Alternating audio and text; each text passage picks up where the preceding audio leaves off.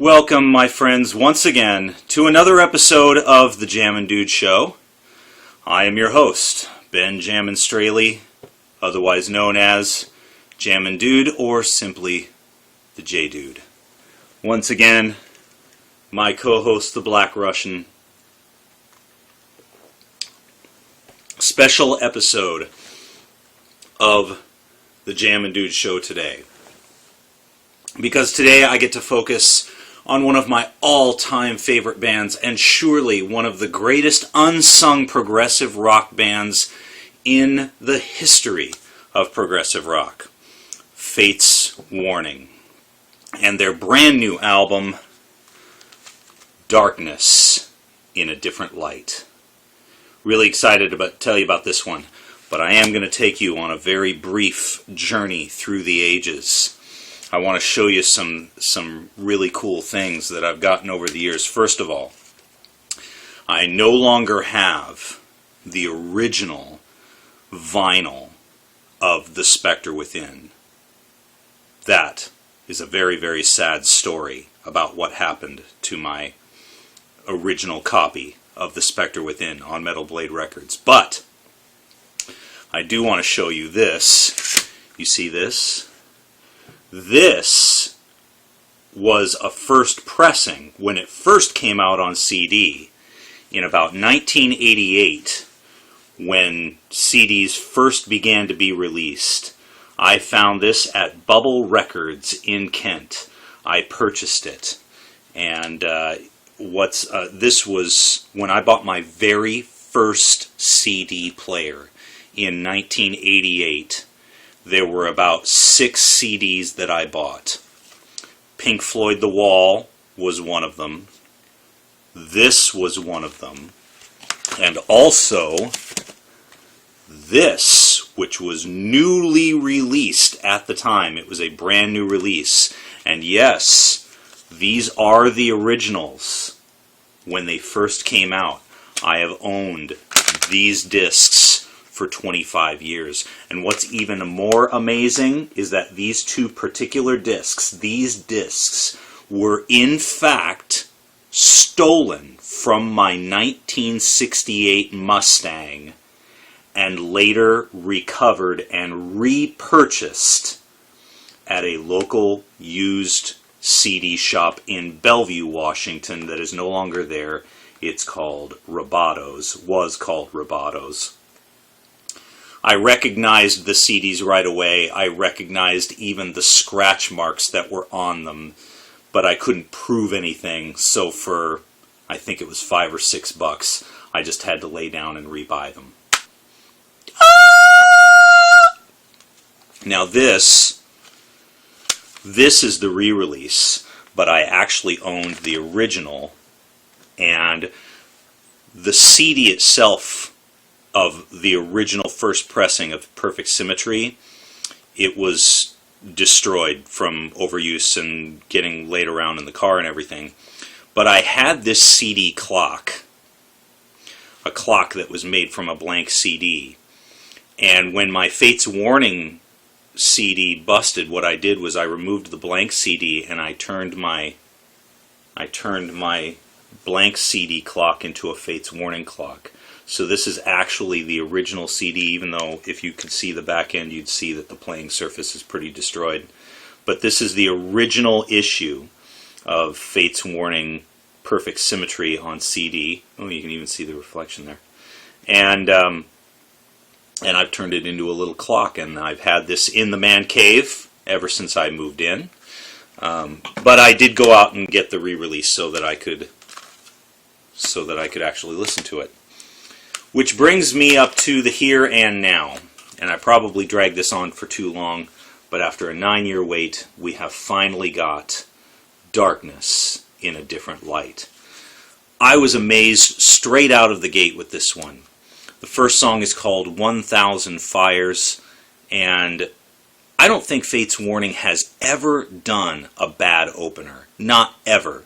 Every single album, their opening song has just been a brilliant out of the gate, in your face, grab you right away. I've never seen an intro Fate's Warning song that I didn't absolutely love. There were a couple of them that had to grow on me more than others, but every single one of their album openers from 1 through 11 they're all awesome. The next song is Firefly, which I did a review of here on the Jammin' Dude show not too long ago. Can't forget this. There's a lot of talking here. And I think this has been their strongest single. Throughout their history, I haven't been much a fan of the Fate's Warning singles. Silent Cries is really good, but not as good as the rest of the stuff on the album. What came after that, Through Different Eyes, is good, but not as good as the stuff on the rest of the album. You go up to Eye is good, but not as good as the stuff on the rest of the album. And I pretty much feel that way about all the Fate's Warning stuff. Their singles. Firefly's completely different. Love Firefly. Great song. There's a extended version on the second disc that I feel is quite a bit better. So if you didn't get a chance to pick up the second disc, you need to go find that right away. Desire is track 3. That was if I had to pick one track that didn't do anything for me, that would be it. Ironic, isn't it? Track 4 is Falling, which is more of an acoustic interlude. More on that later. After that, we head into the trifecta of the album. It nailed me to the wall. Track 5, I Am. Track 6, Lighthouse. Track 7, Into the Black. Absolutely the best 1, 2, 3 punch on the entire album. Absolutely floored me.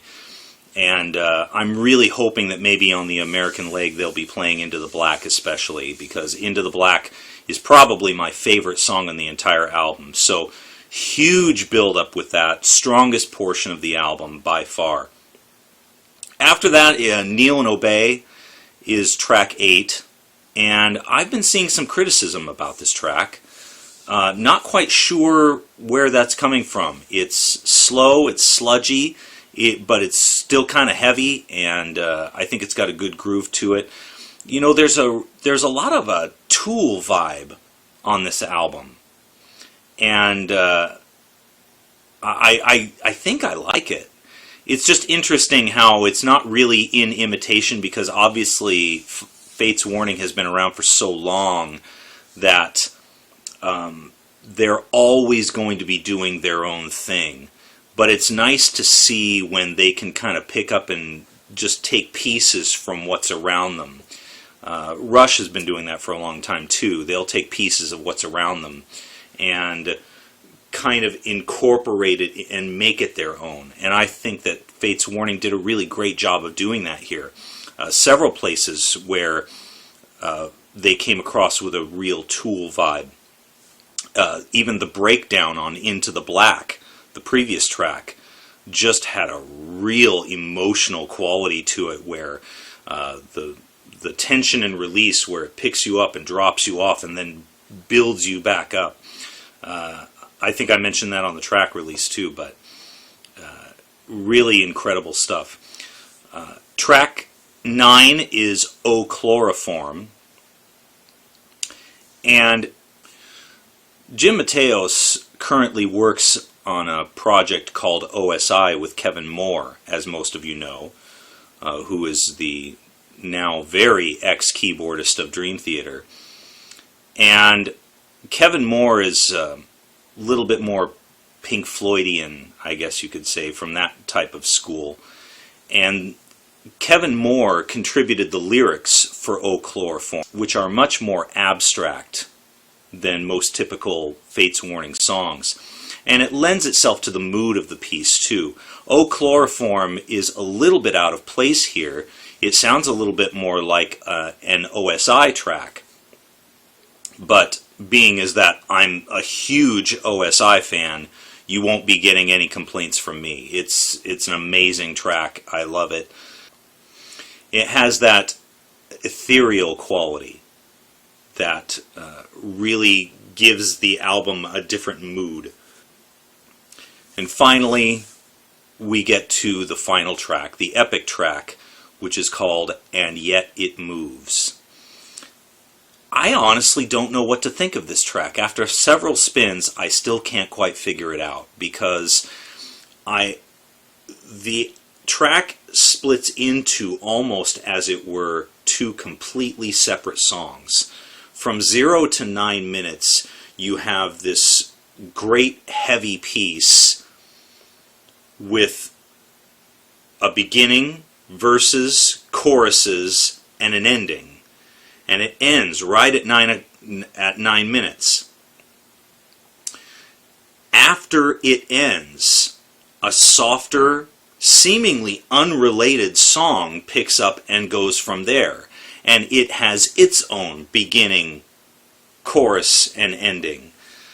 So I really feel like instead of one 14-minute piece, we're dealing with a 9-minute song and a 5-minute song that were just kind of spliced together to make one track. I don't see the relation between the two at all.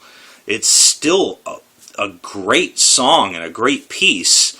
I just feel like the two halves of the song are unrelated to one another. It almost feels like a mistake.